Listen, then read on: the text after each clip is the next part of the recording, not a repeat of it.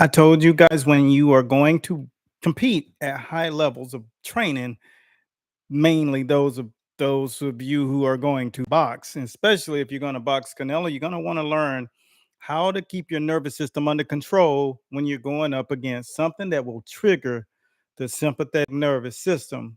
Now, with that being said, we're going to make sure that all of you guys who've been watching, as we talked about proper nutrition and intake and knowing exactly how to train your body physically, but fuel it the right way, then you're going to want to watch this episode because we're going in and it's going to make a lot of sense. Why do you understand how to control the nervous system when you're going up in levels, whether it's training or a combat competition?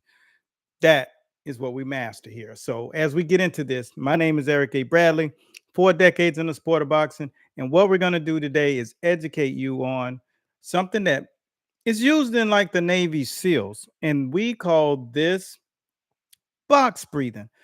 Yesterday, we spoke specifically on how should you operate when you're trying to get in better shape. So, the number one thing you need to understand about getting in better shape, one, your body will need more blood. And blood is built and created out of the bone marrow. And in order to get to that point where you're knowing that you're getting more blood, you have to be cautious of what you do. So, the best way to get more blood into your body, here's the math.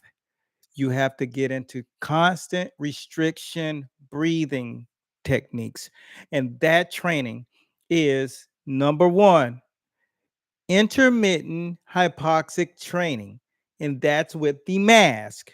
Hence is why you hear me in our videos say no one paid attention to us until we put on the mask. That is how you trigger the first phase. Second is submerging yourself